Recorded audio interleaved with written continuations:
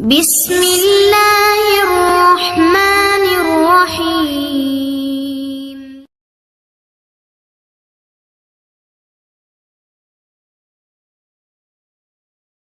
الحمد لله رب العالمين والصلاة والسلام على أشرف الأنبياء والمرسلين نبينا محمد وعلى آله وأصحابه أجمعين أما بعد. கண்ணியமிக்க சகோதர சகோதரிகளே, இன்றைய இந்த பதிவில் நாம் இன்ஷா அல்லாஹ் கந்திரிஷ்டியை விட்டு பாதுகாப்பு தேடும் விதமாக ஓத வேண்டிய மிக முக்கியமான ஒரு பிரார்த்தனையை இன்ஷா அல்லாஹ் பார்க்கலாம். அன்பானவர்களே, கண்ணேறு அல்லது கந்திரிஷ்டி என்பது உண்மைதான், அது மூட நம்பிக்கை கிடையாது. குர்ஆனிலும் நேரடியாக இதற்கு ஆதாரம் தெளிவான வார்த்தைகளோடு வரவில்லை என்று சொன்னாலும் இன்டைரக்ட்லி கந்திரிஷ்டி அல்லது கண்ணேறு தொடர்பான ஆதாரம் குர்ஆனில் உண்டு. அதற்குரிய விளக்கங்கள் சஹாபாக்களுக்கு பிறகு வந்த அவர்களுடைய மாணவர்கள், குர்ஆனுக்கு விளக்கம் தரக்கூடிய முஃபஸ்ஸிரீன், அவர்கள் சொல்லக்கூடிய விளக்கங்களை எல்லாம் வைத்து பார்க்கும் பொழுது குர்ஆனிலும் கந்திரிஷ்டி அல்லது கண்ணேருக்கான ஆதாரம் உண்டுதான்.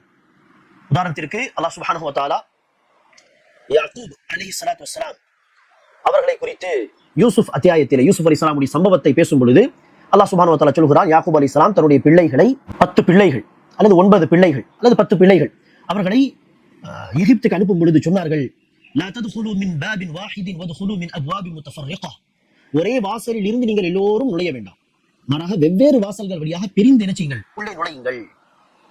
எதற்காக யாக்கூப் அலைஹிஸ்ஸலாம் இப்படிப்பட்ட ஒரு உபதேசத்தை தன்னுடைய பிள்ளைகளுக்கு செய்ய வேண்டும் என்று பார்த்தால் அநேகமாக என்ன இருந்திருக்கும், கந்திருஷ்டி ஏற்படக்கூடாது என்கிற அந்த பயம்தான் அவர்களுக்கு இருந்திருக்கும் என்று நாம் இந்த வசனம் மூலியமாக உணர முடியும்.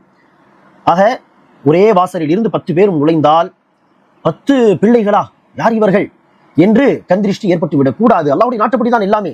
ஆனாலும் எச்சரிக்கையாக இருப்பது நம்முடைய பொறுப்பு என்கிற அடிப்படையில் அவர்கள் தனித்தனியாக உள்ளே நுழைய சொல்லியிருப்பார்கள். அதே போல நூன் வல் கலமி வமா யஸ்துரூன் அத்தியாயத்தின் 51வது வசனம், அந்த வசனத்தின் விளக்கத்திலும் இப்னு அப்பாஸ் ரலியல்லாஹு அன்ஹுமா கந்திருஷ்டி அல்லது கண்ணேரை குறித்து தான் அல்லாஹ் சொல்கிறான் என்பதாக விளக்கம் அளித்திருக்கிறார்கள்.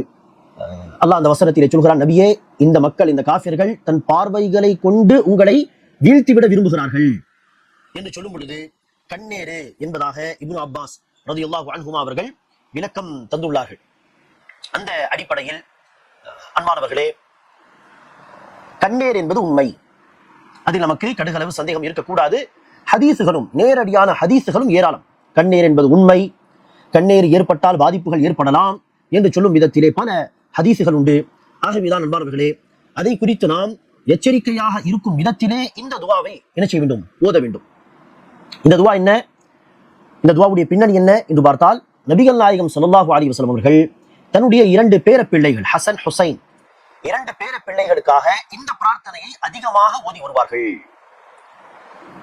அல்லாஹ்விடம் பாதுகாப்பு தேடும் வண்ணம், கண்ணீரை விட்டு அவர்களுக்கு பாதுகாப்பு தேடும் வண்ணம் இந்த துவாவை அதிகமாக ஓதி வருவார்கள். மேலும் இந்த துவா இதே பொருளில் உள்ள வார்த்தைகளை தான் துவாவாக இப்ராஹீம் அலைஹிஸ்ஸலாம் தன்னுடைய 2 பிள்ளைகளுக்காக, இஸ்மாயில் மற்றும் இஸ்ஹாக் அலைஹிஸ்ஸலாம் அவர்களுக்காகவும் இதை ஓதி வந்ததாக நபிகள் நாயகம் ஸல்லல்லாஹு அலைஹி வஸல்லம் அவர்கள் சொல்கிறார்கள். ஆக அந்த துவா என்ன, அஊது பிகலிமாத்தில்லாஹி தாம்மஹ் மின் குல்லி ஷைத்தானின் வஹாம்மஹ் வமின் குல்லி ஐனின் லாம்மஹ். இதை அஊதுக்கு பதிலாக நஊது என்று கூட சொல்லலாம். நஊது என்று சொன்னால் நாங்கள் பாதுகாப்பு தேடுகிறோம் என்கிற ஒரு பொருள் வந்துவிடும். அது தமக்காக, பிறருக்காக, எல்லோருக்காகவும் இன்ஷா அல்லாஹ் அந்த வார்த்தை அமையும். ஆக அஊது அல்லது நஊது என்று சொல்லலாம். சரி, அஊது என்கிற வார்த்தையை வைத்து இப்போது நாம் பார்க்கலாம். அஊது பிகலிமாத்தில்லாஹி தாம்மஹ் மின் குல்லி ஷைத்தானின் வஹாம்மஹ் வமின் குல்லி ஐனின் லாம்மஹ். அஊது பிகலிமாத்தில்லாஹி தாம்மஹ் மின் குல்லி ஷைத்தானின் வஹாம்மஹ் வமின் குல்லி ஐனின் லாம்மஹ். என்ன பொருள் இந்த வார்த்தைக்கு?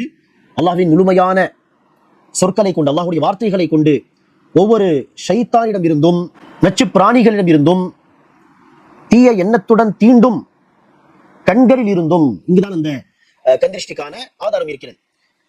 தீய எண்ணத்துடன் தீண்டும் கண்களில் இருந்தும் அவரிடம் பாதுகாப்பு கோருகிறேன் என்று வரக்கூடிய பிரார்த்தனை.